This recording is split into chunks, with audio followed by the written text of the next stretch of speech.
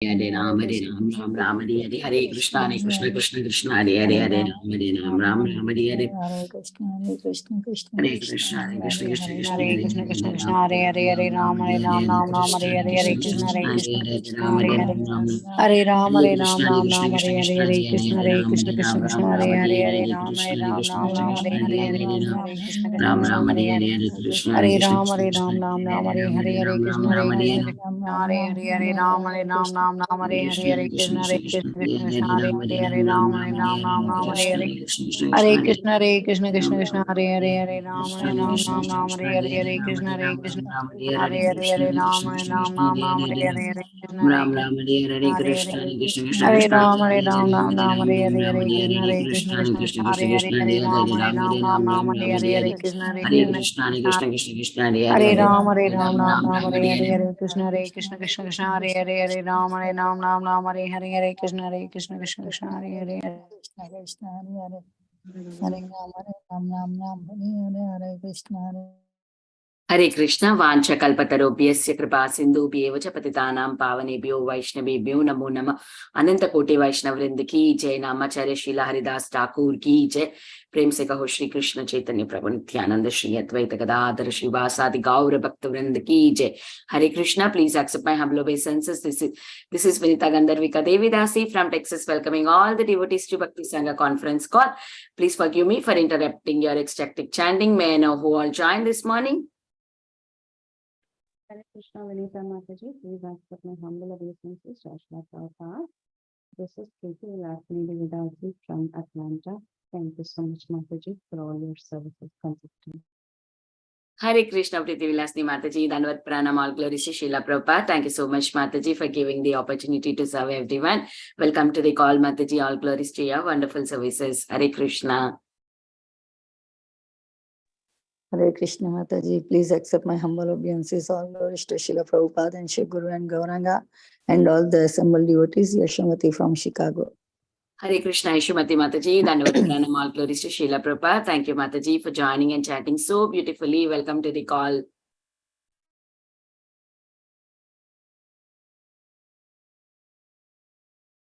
Is there anybody who would like to introduce themselves?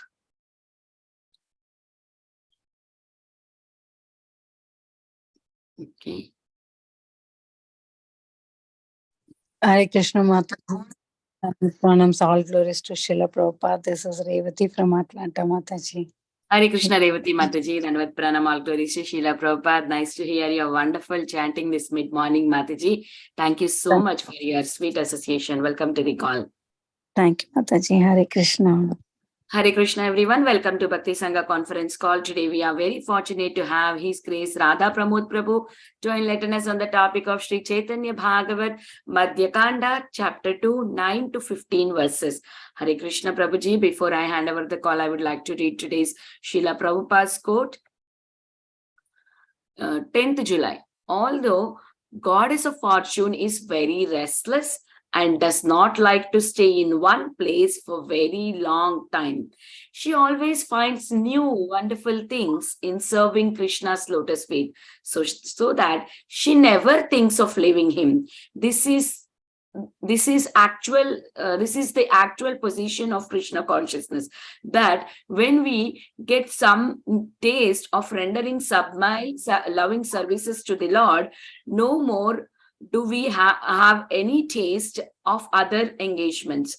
July 10, 1969. Srila Prabhupada ki jai. Hare Krishna, Radha Pramod Prabhuji, please accept my humble obeisances. All glories to Srila Prabhupada. Thank you so much, Prabhu, for joining and giving your valuable time and association this morning and coming on the call consistently, Prabhuji, and you always reply very quickly for the class response. Hare Krishna. Thank you so much, Prabhuji. Hare Krishna, Mataji. Please accept my humble obeisances. Thank you for the opportunity. Hare Krishna.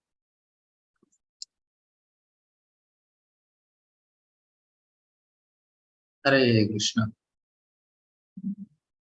Jaya Jaya Sri Chaitanya Jaya Nityananda Jaya Dvaita Chandra Jaya Gaura Bhakta Vrinda Jaya Jaya Sri Chaitanya Jaya Nityananda Jaya Dvaita Chandra Jaya Gauravata Vrinda. They are reading from Srimad Bhagavatam, sorry, Sri Chaitanya Bhagavat, Madhya Leela, second chapter, text number second onwards till second to we have verses 215.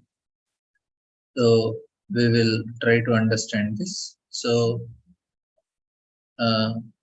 here Advaita Acharya is Gitara Paterartha Balana Bujiyata Ki Nana Dukha Bhava Upasa Kariya.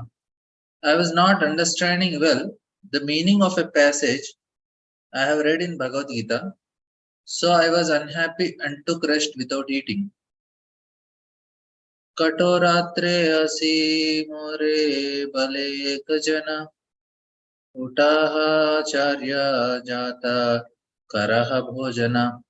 In the dead of night, someone came to me in a dream and said, Rise, Acharya, go and take your meal. Yei pate yei artha kailu tomare utiya bhojana kare puja mare. I am telling you the meaning of the text that you read. Now get up, eat and worship me. Araye arakena dukha bhava paila sakala ye lage sankalpa kaila seyi haya safala yata upavasa kaila yata radhana yate ke karila krishna baliya kandana ye yani te bujatuli प्रतिज्ञा करीला से प्रभु तुम्हारे बेविदीता आईला. Why are you feeling sad? You have obtained everything. Your resolution have been fulfilled. Your fasting, your worship, your tails were crying out the name Krishna, and your vow with raised arms, all to induce the Lord's advent, have now become successful. The elaboration of these three verses is found in Chaitanya Charitamrita Adi Leela 3.92 to and 96 to 111 as follows. Advaita Acharya is an incarnation of Lord as a devotee. His loud calling was the cause for Krishna's incarnation. Advaita Acharya having appeared, he found the world devoid of devotional service to Sri Krishna because people were engrossed in material affairs. Everyone was engaged in material enjoyment, whether sinfully or virtuously. No one was interested in the transcendental service of the Lord, which can give total relief from the repetition of birth and death. Seeing the activities of the world, the Acharya felt compassion and began to ponder how he could act for the people's benefit. Advaita Acharya thought, if Sri Krishna were to appear as an incarnation, he himself could preach devotion by his personal example. In this age of Kali, there is no religion other than chanting the holy name of the Lord. But how in this age will the Lord appear as an incarnation? I shall worship Krishna in a purified state of mind. I shall constantly petition him in humbleness. My name, Advaita, will be fitting if I am able to induce Krishna to inaugurate the movement of chanting the holy name. While he was thinking about how to propitiate Krishna by worship, the following verse, spoken by Narada Muni in Gautami Tantra, came to his mind. Tulasidala matrena jalasya chulu kenava vikrini te swam atmanam bhaktebhyo bhaktavatsalaha. Sri Krishna, who is very affectionate to its devotees, sells himself to a devotee who offers him merely a tulsi leaf and a palmful of water. Advaita Acharya considered the meaning of the verse in this way. Not finding any way to repay the debt he owes to one who offers him a tulsi leaf and water. Lord Krishna thinks, there is no wealth in my possession that is equal to tulsi leaf and water. Thus the Lord liquidates the debt by offering himself to the devotee. Considering this, the Acharya began worshipping the Lord, thinking of the lotus feet of Sri Krishna. He constantly offered tulsi buds in water from the Ganges. He appealed to Sri Krishna with loud calls and thus made it possible for Krishna to appear. Therefore, the principal reason for Sri Krishna Chaitanya's descent is this appeal by Advaita Acharya. The Lord, the protector of religion, appears by the desire of his devotees. Text 50. Sarvadesha he beka Krishnera kirtana grihe grihe nagare nagare anukshana. The chanting of Krishna's name will be spread to all countries, all towns, and all houses. Om Jnanatimirandasya Jnananjanashalakaya Chakshurunmilitam Jena Tasmai Shri Gurave Namaha Shri Chaitanya Manobhishtam Sthapitam Jena Bhutale Swayam Rupa Kada Mayham Dadati Swapadantikam Vandeham Sri Guru Sri Yuta Padakamalam Sri Gurun Vaishnavamscha Sri Rupam Saprajatam Sahagana Raghunatanvitam Tam Sajivam Sadvaitam Savadutam Parijana Sahitam Krishna Chaitanya Devam Sri Radha Krishna Padan Sahagana Lalita Sri Vishakhanvitamscha Namo Vishnu Padaya Krishna Prishtaya Bhutale Srimate Bhaktivedanta Swami Namine Namaste Saraswate Deve Gauravani Pracharine Nirvishesha Shunyavadi Paschatya Deshatarine Jai Sri Krishna Chaitanya Prabhu Nityananda Shri Advaita Gadadhara Srivasadi Gaura Bhaktavinda Hare Krishna Krishna Krishna Hare Hare Hare Rama Rama Rama Hare Hare Hare Krishna. So this verse we will try to understand two aspects in here. First is here we see Advaita Acharya is having problem in understanding. So not understanding the meaning of passage I read in Bhagavad Gita, so I was unhappy. So this is very important for us that we need to understand the Shastra very nicely. We need to make an effort. So we should not be lazy in understanding the Shastra. That is the first important lesson we learn from this pastime. Even why Advaita Acharya is directly Mahavishnu or Sadashiv. For him, there is nothing that is not known. Everything that is happening, it is all done by him. Is Mahavishnu. So where is the question of not understanding Bhagavad Gita? It looks like quite astonishing. How is it possible? But here, what is the important lesson that is taught is how serious we should be in understanding the Shastra in quite very detail. Every word of the Shastra is actually right. Only thing is we should be able to comprehend it nicely. We should not think, oh, this is not fitting my logic, so it is wrong. It is never wrong. It is always right. Only thing is we don't understand it, or it is right in some. It according to certain situation, it is right only.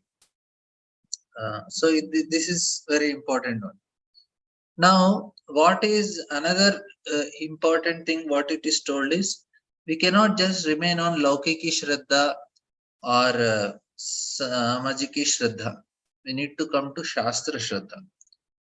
There are different, basically 3 levels of Shraddha, 3 types we can say. Like general, there is Samajiki Shraddha or Laukiki Shraddha. What is that Shraddha is like, in general, people have some faith. Okay, you ask them, God is there? Yeah, I believe in God. And they have seasonal gods also. Every season they worship different gods. The general have faith. And they say they see Rama and Mahabharata serials and they believe the Lord. They go to temples, they worship it, and they have some practices also. And even they come to temple and they can chant also. And they that much Shraddha they have.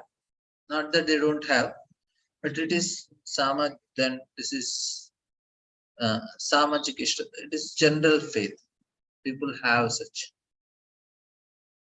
And then there is something like which comes from tradition. See, my parents are doing, my ancestors are doing, I feel it is right, I am doing it. So there is Laukiki Shraddha also. This type of faith is also there for people who just follow because it is coming from their tradition and feel maybe I feel good by doing it. That's why I'm doing it. So these are the different types. And when we come to Krishna consciousness, when we join Krishna conscious movement, then we may also have this faith, seeing the general faith. Oh, everybody is chanting, I'll also chant. And that they are told that there is some Krishna is there and he stays in Vrindavan. I heard from childhood. Now I also believe that Krishna is there, so I will also chant. And I will also follow the rules. I will also want to get Diksha and I also want to do all these things. So this is very much nice. But more important is what is here is Shastra Shraddha. That is the important lesson that is taught from this pastime. Most important is it is not just Shastra Shraddha is actually very important point in understanding. Oh, I did my Bhakti Shastri also. We can be Bhakti Shastri without having Shastra Shraddha. That is also possible. That means you can be still have a Laukiki Shraddha, complete all Bhakti Shastri. Bhakti Vaibhav also you can. I'm just, it's not possible, but at least Bhakti Shastri we can, means what? We can just read and have some sort of faith. But that is not what is that is not what is told here. The more important is we should understand the yukti of Shastras, the logic of Shastras, the overall view what Shastra is giving. Very, very deeply we should try to understand them. That's why Advaita Acharya had problem in this understanding this verse. Otherwise, where is the question of problem? Yeah, we also read. But when we read that shloka, we didn't have problem. Why Advaita Acharya is having problem? That is the way to learn the Shastra. We have to learn the logic very properly. Why Krishna is speaking as soon as Arjuna started lamenting, and then Krishna said, Arey, what Arjuna, come on. Asocha sanana sochastam pragyavadan savase gata asuna gata nana soch. It does not befit you, Arjuna. Come on. Then Arjuna said, no. Karpanya dosho bhatasva bhava prichamitvam dharmas. Ichresha nishitam bruhitan me shishyasteham swadimantram. I am surrendering. Arjuna is telling, I am surrendering. And Krishna is saying, where? Come on. Now, but after whole of Bhagavad Gita, Krishna is again telling Arjuna, Sarva Dharman Paritidya Mamekam Sharanamaja. Again, Krishna is telling you surrender. Now we should use our logic. What is this? What is the surrender Arjuna did? And what is the surrender Krishna is asking? There is a difference. That is where we should use our logic and trying to understand what Krishna is trying to explain. Now we have to use logic to understand this Shastra Yukti, to understand what exactly is Krishna expecting. What is the surrender Arjuna did and what is the surrender Krishna is expecting. So Arjuna was in an emotional state. In an emotional state, he made a statement, I am surrendering. And then Krishna gave the knowledge of Bhagavad Gita, enlightened Arjuna, brought him to a stage of buddhi, a discriminative mind, And then he said, now you surrender. Now you understood what is right, what is wrong. Now you surrender. Before you surrendered, because you are so much affected by your emotions, you are in a very perplexed situation. You got affected by, because you have to kill your own grandfather and spiritual master uncles and all. That state you surrendered, that was okay. That was a very initial state, that is on a Laukiki level. But after hearing Shastra, you understood the Shastra. Now you understood the now you develop the Shastra Shraddha. Is logic. Now you surrender. So what Arjuna understood, as soon as Krishna says, okay, come on, Arjuna, you are not the body, you are spirit soul. That he explains in 20 shlokas and said, well, now you start fighting. Now I think, what is this logic? You are telling I am not the body, spirit, soul only. That means I need not do anything with the body. I am soul. So why should be bothered about what happens to the body? I am not only this. I am not a Kshatriya. They are not the bodies. They are not my relatives. So why I need to fight at all? If I am not this body, that means I am not a Kshatriya only. And they are also spirit souls. They are also not what I am seeing them. As such, there is no relation. So where is the question of fighting then? I am imagining that I am a Kshatriya and I need a kingdom. But I am not the body only, I am spirit soul. Where is the question of being a Kshatriya where you need a kingdom? So no need to fight. And Krishna is telling, Namam, come on Arjuna, after 31st shloka, he says, okay, now you fight. And Arjuna is telling, what is this? There we should use logic. Why Krishna is telling Arjuna to fight? He already told, you are not the body only. That means you are not a Kshatriya. If you are a Kshatriya, you have to fight. He's telling already you are not a Kshatriya. Then you have to fight. There, that is the law. That is where we should use our logic. What is this Krishna want to tell?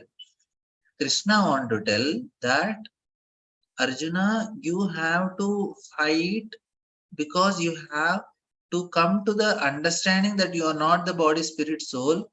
You need to perform your prescribed duty. That will help you to get elevated in your consciousness, and you will get the highest level of consciousness where you understand you are not the body, spirit, soul. Otherwise, just a theory knowledge.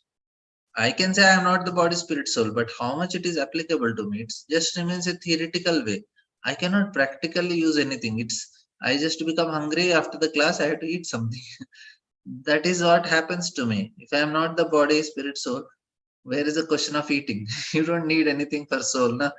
The food, milk, or grains, or fruits, and all are needed for the body, not for the soul. But I am not the body only. Why should I feed the body? That is the point. So to just gain the theoretical knowledge is not possible. We need to have a practical knowledge, the realized knowledge. The application is very important.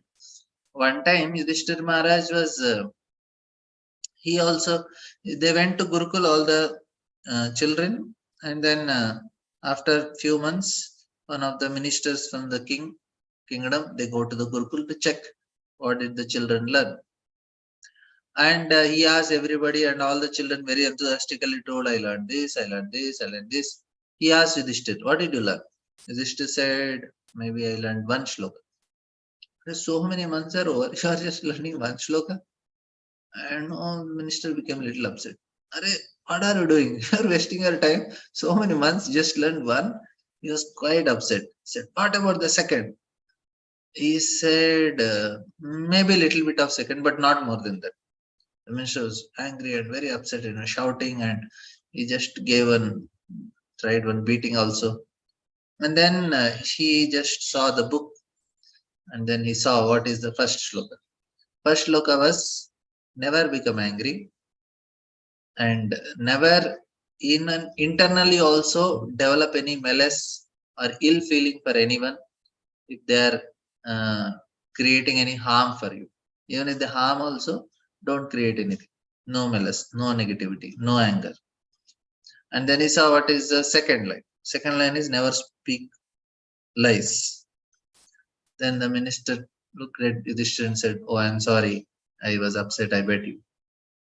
And then Yudhishthira said, no, you are right. And because initially when you are scolding, I was able to be not angry.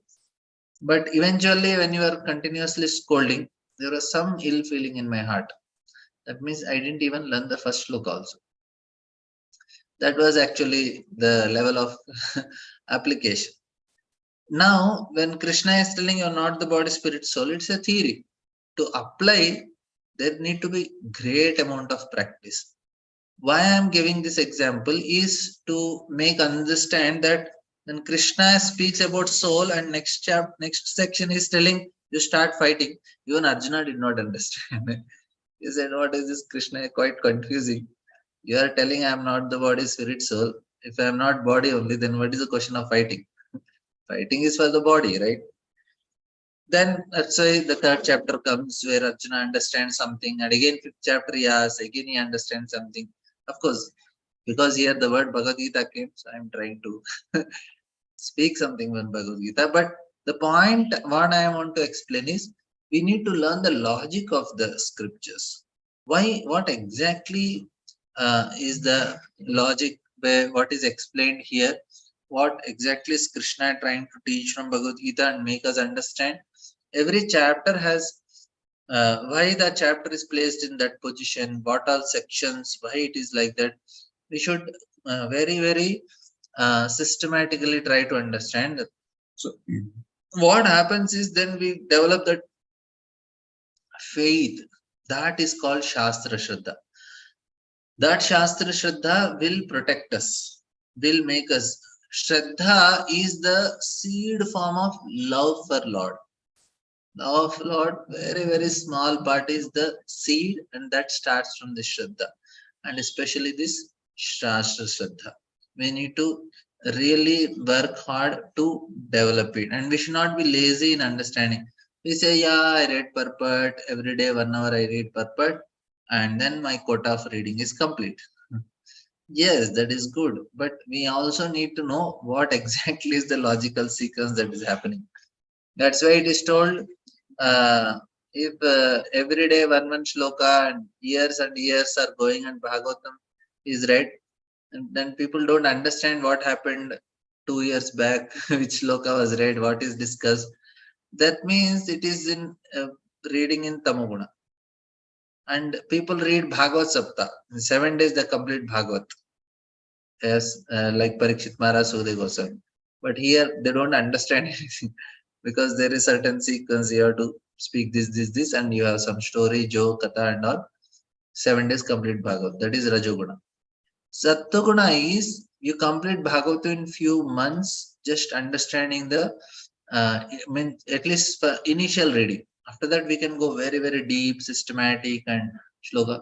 But one reading we should do in mode of goodness. That means just read the sloka and translation and little trying to understand what is the structure and the sequence. That is actually the most important part of the reading of Shastra, so that you at least get the overall view what exactly Bhagavad is telling. Then you can go from canto to canto, understanding very systematic. So this is considered mode of goodness study. And then there is transcendence for the pleasure of Lord. Anywhere, any part you can read and release it and give some pleasure to the Lord. Now here, so what the point of discussion is that we need to properly understand Shastra, develop the Shastra Shraddha. We cannot just remain on Laukiki Shraddha. Initially, when people come to Krishna consciousness, they are doing it, they hear the lecture also, but they themselves are not studying Shastra and understanding the logic. We need to have responsibility on our own, not that somebody is telling, oh, if you don't study everyday class, everyday Bhagavatam, and don't chant 16 rounds every day, then you'll not get initiation. So I'll just do it. Oh, people do it religiously. Their study of the Shastra will be religious studies. But it should not be religiously studying. It should be my own study, my own understanding, my own way of applying the intelligence which Krishna gave to understand him. That is the point. And another important thing to understand here is the scientific way of scientific way of studying and the Vedic way of studying. what science says, no, this religion, no, this is all sentimental. Science is very logical. But it is not true like that.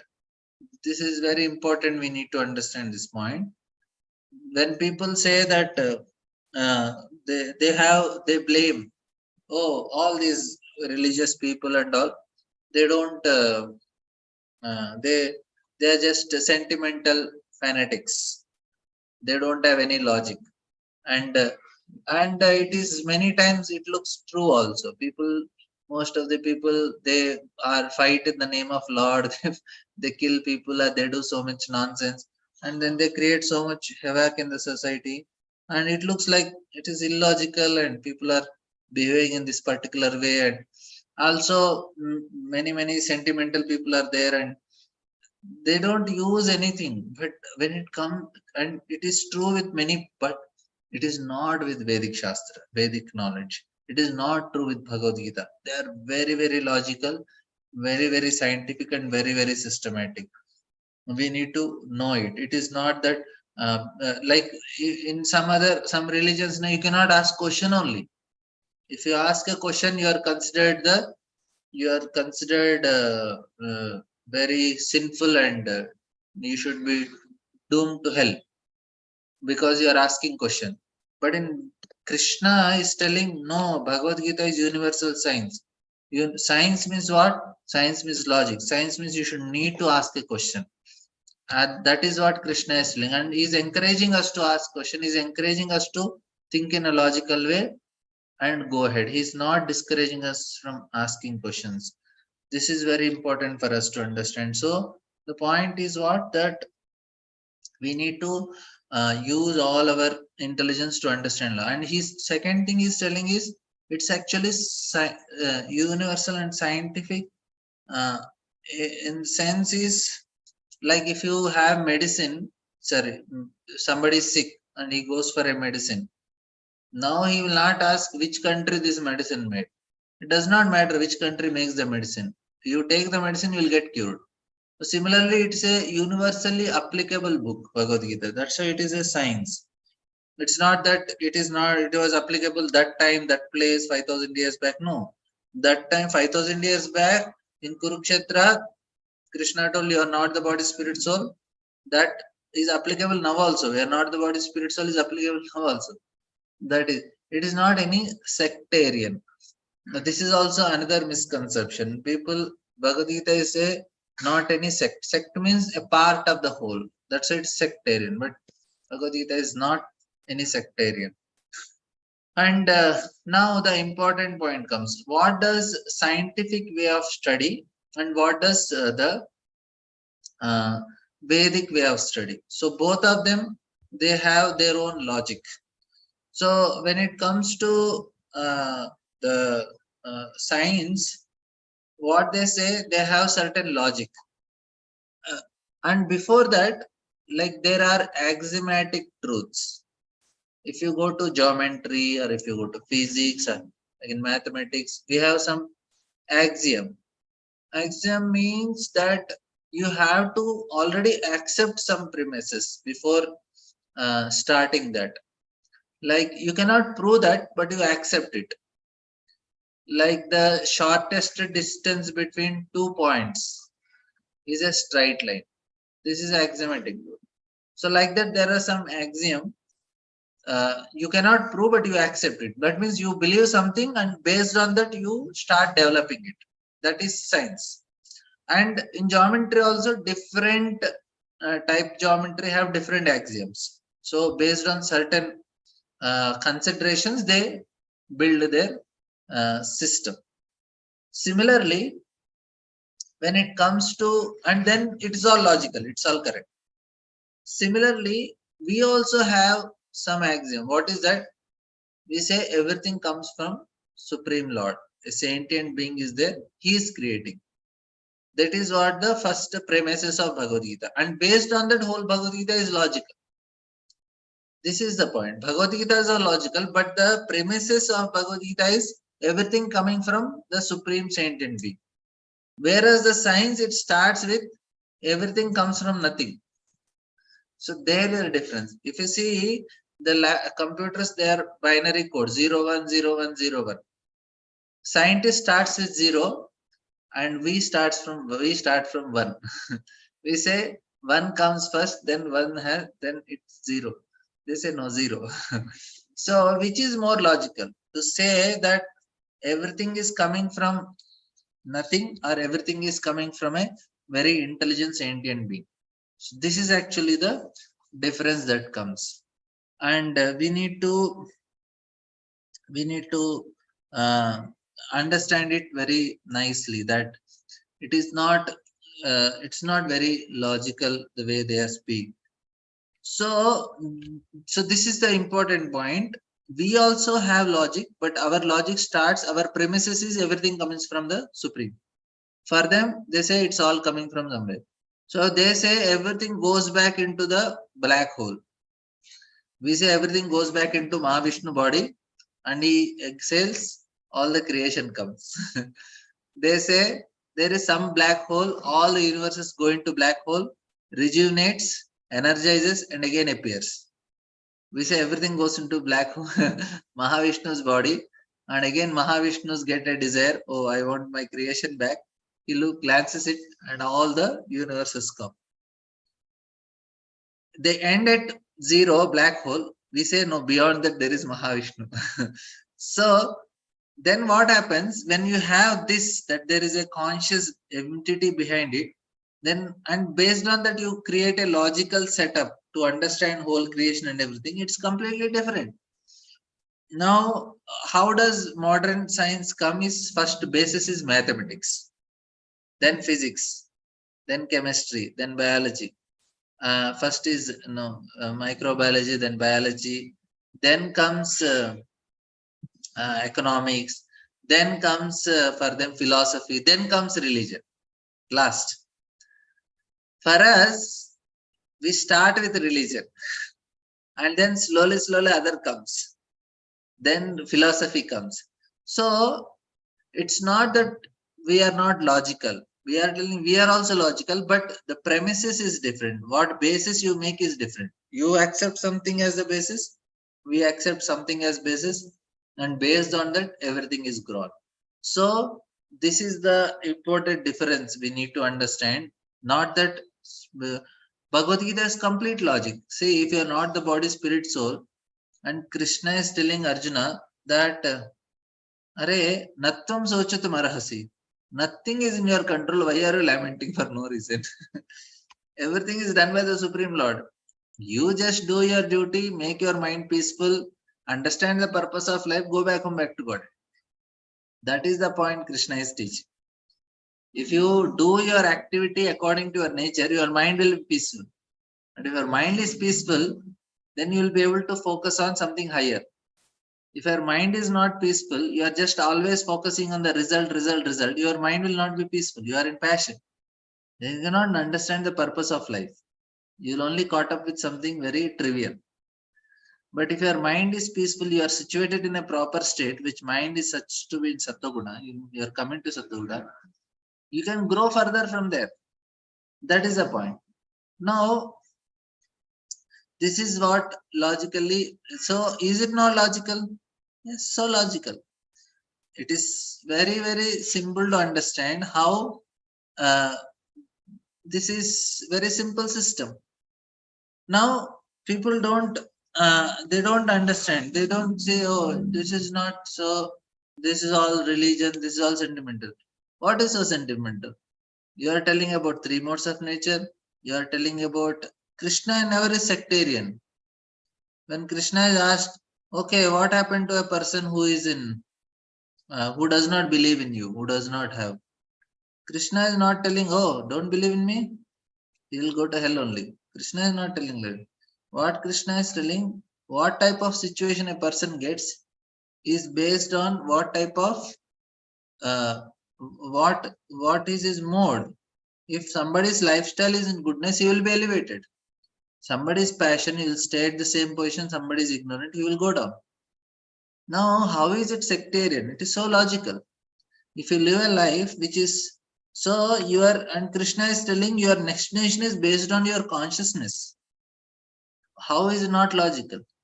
If my consciousness is good, based on my consciousness, I will be given a position. Now, if I am qualified for something higher, then I will be given that type of job. There will be some jobs which are secretaries for the government. Now, who is given? Who is qualified for it? His consciousness is so elevated, he can be given. So its position is based on the consciousness. So why it is Krishna is not sectarian, so it is logical. So everything looks logical because the premises, the initial premises is very logical. So this is the what you made it. So whereas science starts from everything is nothing, we start from Lord. So this is the main difference. Clear? And now another thing here is Advaita Acharya is, so this is the first part of my discussion where we discussed why we need to have Shastra Yukti and how our Shastras are very logical. This is our first part of discussion. Hope you all clear with it. Any questions or discussion on this before I go to the next topic? Everything is clear? Yes. Okay. So the next point I want to discuss is that Lord appears. So here we see that Advaita Acharya here is praying loudly. So 2 points here. One is Advaita Acharya, he himself is Mahavishnu. Why he need to pray for Krishna to come? This we have discussed, but still I will just revise for all of you. Why Advaita Acharya have to pray? This is not the topic, but just I'll just explain. You might have already heard I discussed it 2-3 times, but again I'll make this point. Advaita Acharya is Mahavishnu. He is actually also Paramatma. So the very important function of Lord in this material world as Paramatma is Upadrashta Anumanta. He is the overseer and sanctioner. And very important principle of Lord, whenever he is coming into this material world, he does not interfere in the free will of a living entity. He just gives them guidelines, he inspires them, he tells this is the right path, you take it. And even as Paramatma in the heart, he inspires them to go in right direction. He prompts, maybe this is good for you, this is bad for you. That job Lord does from the heart of all living entities.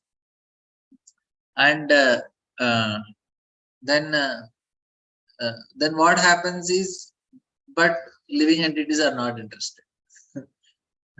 I know for myself, so many times Lord is telling in the heart, don't do this, wake up early morning, don't do this. I know we keep alarm at 2 o'clock, 3 o'clock, then Lord is telling, chant, you can chant more rounds. You say it's not even 4. Then at 4 o'clock, then coolly you get up. So Lord is telling, guiding, but we say 3 is too early, 4 is okay. So we try to postpone. That means we don't want to hear from the Lord. But Lord does not force there. That is the advantage.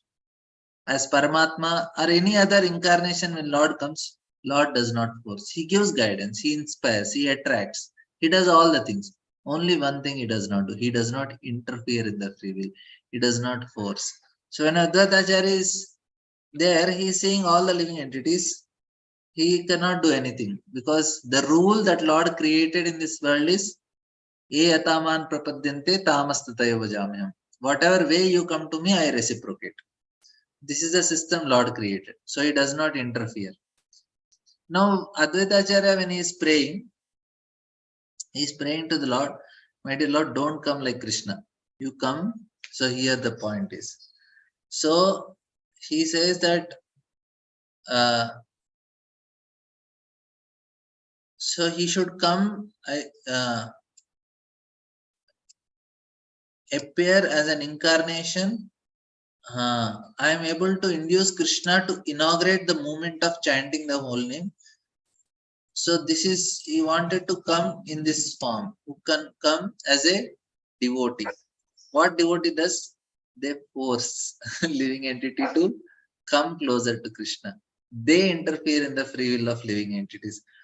Advaita Acharya is telling, my dear Lord, don't come like Krishna. You come as a devotee, so that you can change all these people. You can interfere in their free will and you can change their heart. So this form.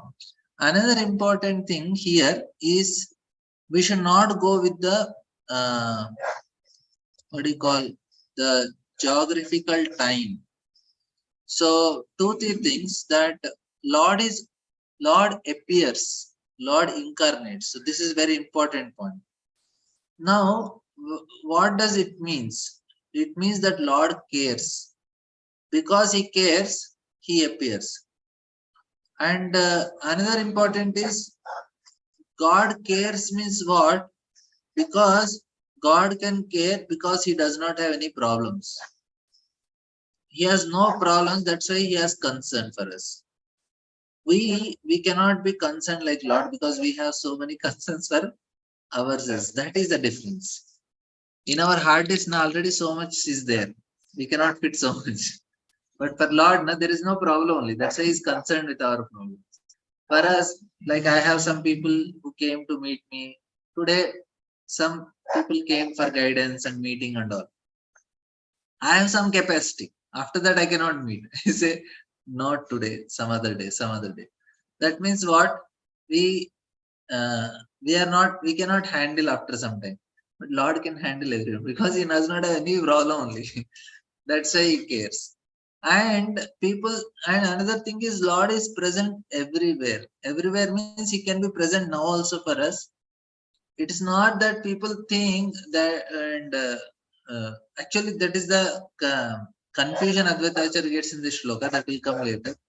But this one point I want to add is God is already there. And only thing is we need to have that, try to get that experience of Lord. We need not wait till death. People think that at the time of death I will realize God. Because death in itself does not bring any quality to change in consciousness. Death cannot make anybody devotee. Death is just an experience, but does not anything make special. So there is a misunderstanding that no, at the time of death, you can communicate with Lord. No, it is not possible. After death, people say, after death, I'll communicate with Lord. No. If you are communicating with Lord, it should happen now only. It only, death will only destroy. So this is another point to understand. God is caring, that's why he is appearing. And another thing, when Krishnadas Kaviraj Goswami is saying that Lord Chaitanya is manifesting love of God and his compassion. And if we think that Lord Chaitanya appeared 500 years ago in India, then according to Bhaktivinoda Thakur, people share a historical approach to the world. If you share historical approach, this is a Western way of understanding. Then they arise as a result of, so for them this conception is because they say it's a linear time. That's why they see historically 500 years back. But time is not linear. Everything does not happen only once. Linear time means it happens only once. And therefore people, they are interested in some kind of history in this world. But in Vedic culture, if you see, people are not interested in much history. They are interested in the events that happened because they are going to teach some lessons. So not a historical approach teaches something. So Lord Chaitanya, when he is appearing 500 years ago in Bengal, if we began to approach in this way, we will not understand anything. So Kaviraj Goswami here is trying to explain that it is actually a spiritual aspect. We need to see it in a spiritual way. Lord appears again and again to manifest certain things. So it is not that he's just, so he's personally made, and he's telling that the experience we get in contact with Lord Chaitanya Mahaprabhu, or when people are chanting, so then what happens is we see how he writes actually Chaitanya Charitamrita, how the hairs are standing on end, and there is realization, there is revelations, and all these things. So Lord cares, He appears. We should not see in terms of geographical way, and how we should see God. We should strive for Him and seek. This is all explained by Lord Chaitanya through his personal example, how we should experience it. And another important thing that is that we need to understand, uh, that because in our attitude towards spiritual master, so Advaita Acharya is also spiritual masters. So Krishna begins to judge how we treat him through his spiritual master. So this is also another important lesson. Of course, I'll not go. So one more point I wanted to tell from this is, yeah, this shloka. This is also Shastra is giving this shloka. Many people have read, many people have, but Advaita Acharya had complete faith in this Shastra, a complete faith in the shloka of the Shastra. Tulasi dalamatrena jalascha chalokkenava. You just offer Tulsi and Krishna will feel so much indebted. So it is applicable now also. So this is what is faith in the Shastra. This is Shastra Shraddha. Shastra is telling it is not just Shastra. I told Shastra Shraddha means we need to know the logic also. Why this is told, how it is explained. But here at least we can have this consideration. Yes, Shastra is giving something. It is very helpful. We need to follow. Lord is appearing and is coming to fulfill our desires. And Advaita Acharya himself is crying. So the point I was telling, Advaita Acharya is telling, Lord come as a devotee so that will change the, you can interfere in their feeble and you can change them. So this is another point which we need to understand Advaita Acharya when he is praying. So, and Advaita Acharya is having confusion with the verse from Bhagavad Gita is is not that he is teaching how serious we should be. And another thing that is told in, of course, the story of Advaita Acharya and other things that are explained, and Bhaktisiddhanta Thakur trying to make us understand this very important aspect.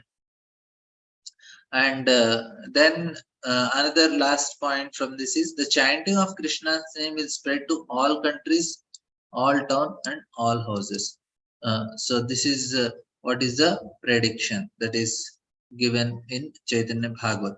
This is, and now we see this is their faith, and Krishna is fulfilling their desire also, and they have this faith because Prithvite Ache Nagaradiram Sarvatra Prachar Hoibe Moranam. So Lord himself predicted, and we can see that prediction is happening now, and it is going to increase. And many devotees they are coming and practicing all these things.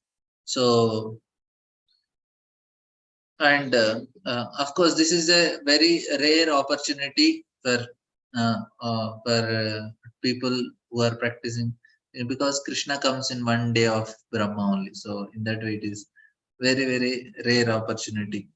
And one more about the Shastras is uh, uh, that whatever Shastra is telling, it is always right only. Only thing is we cannot understand it because we have not a uh, overall perspective, because we cannot see the whole picture. In that way, it is quite confusing. But if somebody with a nice comprehension everything, then it is understood. And another thing is, to understand Shastra, we need compulsory guru. So this last time also I discussed this point that if you go to astrology or any books, not everything is kept at one place. Here something, there something. Even Vedas also like that only. Not everything is very systematically organized. It's not like a library. You have section and all these books related to that. Within that also you have subsections and all. Never like that.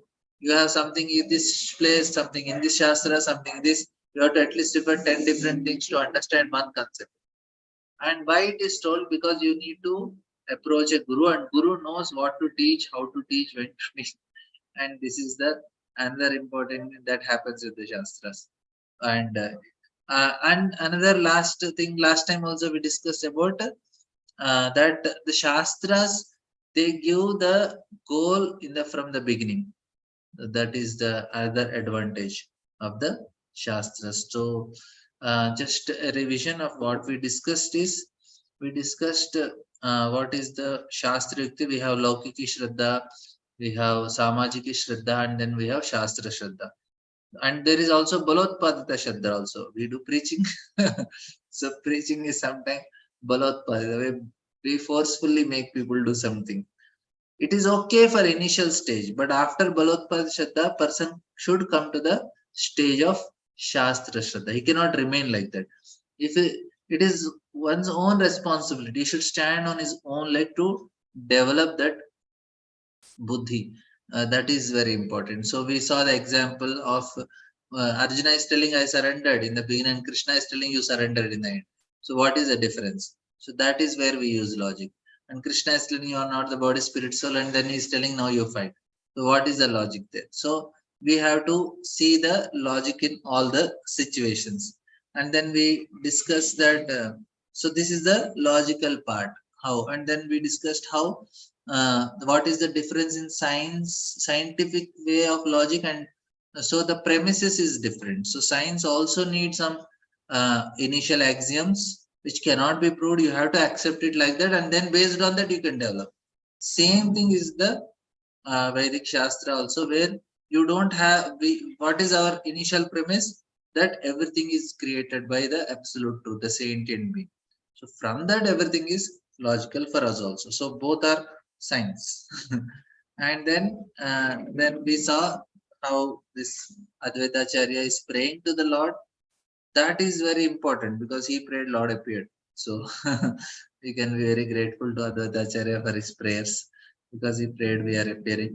And Lord Chaitanya appeared, and because of which we are all chanting. So this is one reason, because Lord does not interfere in free will of living entities. That's why he appears as Lord, as a devotee, because devotees, they don't discriminate, they preach.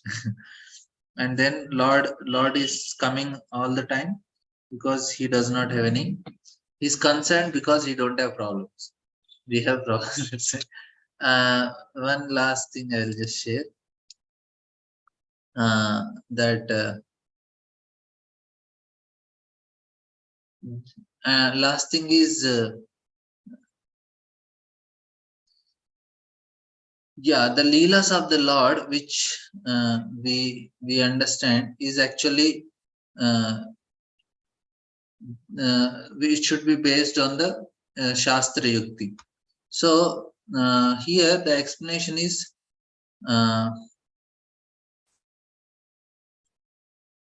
there is linear logic, so tarka, and the things are beyond the comprehensible of our minds. So linear logic is to which we are accustomed to. The logic that cause and effect is linear cause, and it is impossible and inapplicable to the transcendental things. So linear logic don't apply. They can be comprehended with the help of faith, but at the same time it does not mean that the mind is turned off. That means buddhi is not off. So we should give an understanding at the very beginning that this transcendental subject matter, we need to have some faith also initially, and then logic starts. So faith that it is, I may not understand now, but eventually I understand, and by practicing and application we start understanding, like chanting the holy name. Now chanting the holy name looks very material initially. People don't understand. Outside people think, Arey, what is this? They are making some sound. So it is impossible for them to understand. It looks like, oh, material man. But when somebody is actually chanting, he will experience it. The whole process seems to be it changes the consciousness, it gives some experience. So this is the difference. So these are some of the points I just thought I'll explain. And thank you very much. Any questions, comments?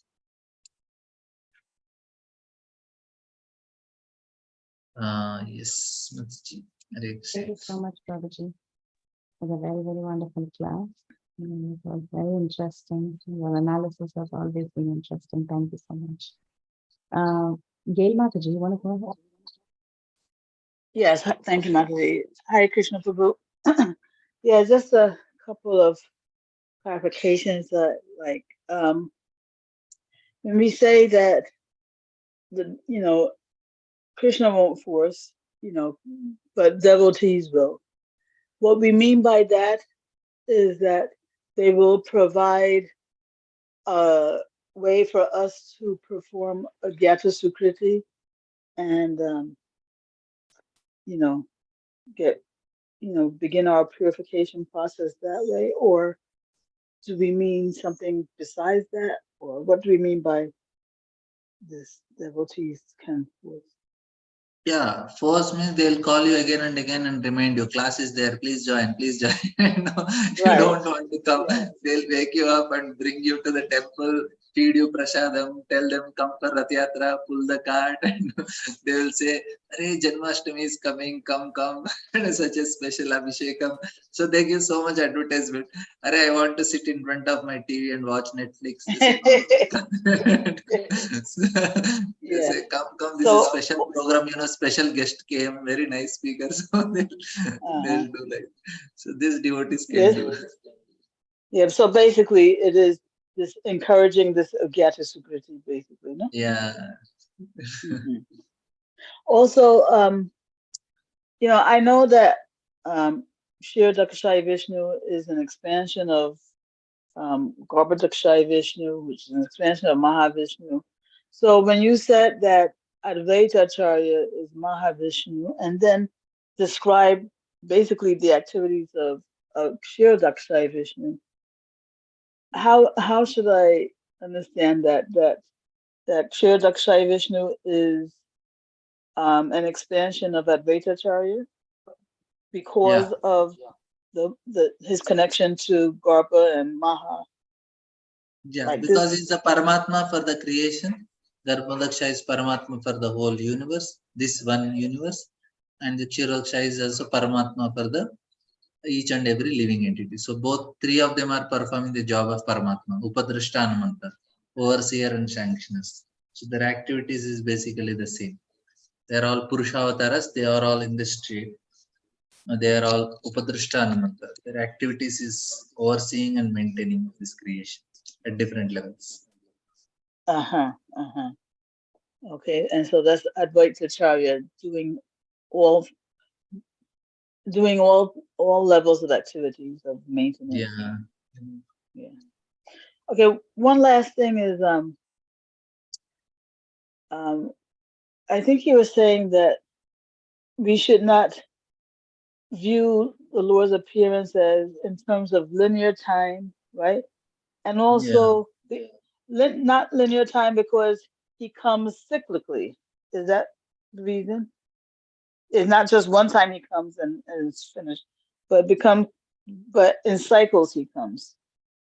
Yeah, that what happens is if you say linear, then you go very historically. Lord appeared here 500 years back, Lord appeared here. No, Lord is always present. He just appeared now in front of our eyes and then he may disappear, he'll appear some other time. So you always feel the presence of Lord. If in linear way, in a historical way, yeah, some 500 years back, maybe some 2000 years back, may this happen. No, Lord is always existing. He's always appearing some other place and he now appeared here. It is not that he is not there and he is there now. No, he's always there, but in front of our eyes, he is now. Right, and the same principle applies to the geographical thing, right? He may manifest in one place, but he's always everywhere. So that doesn't apply. So you mentioned we shouldn't regard him in terms of linear time or geographically. And what was some other ways I think you might have mentioned? Or were those the only two? Linear logic. You should not use linear logic. Otherwise, that's same. Yeah.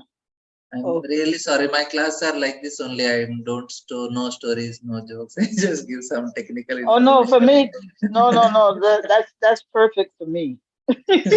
Yeah, both of us, it is perfect, but not.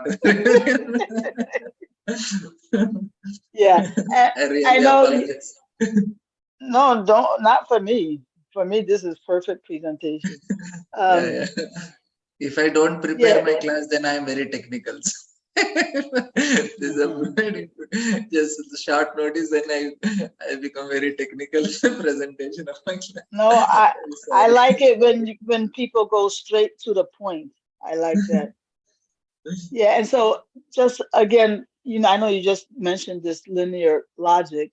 Um, you know, linear logic means cause and effect, Yeah, and since cause and effect doesn't I'm trying to figure this out in my brain because cause and effect is not a law that governs the spiritual world. So, because it is causeless world. Ours is a cause and effect world. uh-huh, That's why we are below this causal ocean. Lord is beyond causal ocean. okay, beautiful, beautiful. Thank you, Prabhu. Thank you so much. Okay, Hare we'll Krishna, end. Prabhuji. Hare Krishna, Prabhuji. Dandavat Pranam. Thank you so much, Prabhu, for such a beautiful class. Very grateful to you.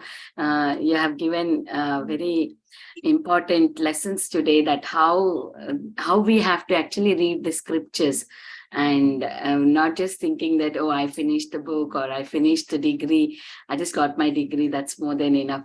And also when I joined this Bhakti Shastri, I've seen some of the devotees who are doing third time. That shows the eagerness in the Shastras and also how much they are very much keen to bhakti. And today's quote we see, right, how Lakshmi Devi is finding a newer ways to serve the lotus feet, even though she don't like to stay in one place. How that newer ways comes by understanding the Shastras more and more clear in depth. Then we can get the different rasas, different taste in our bhakti, and we can stick to our devotion with the same enthusiasm, same love for Krishna, never decreases, it always increases, only by understanding the Shastras. But today's class helped me to develop more taste for Shastra. Prabhu, thank you so much. Very, very grateful to you. Hare Krishna. And also the most important point, you are talking about devotees. Devotees takes that steps for others, to give others also this opportunity. This is very, very nice. Thank you so much, Prabhu. Thank you for your time, so that we can develop more taste for Krishna. Thank you so much. Hare Krishna. Very grateful to you. So is there anybody having any more questions or realizations for Prabhuji?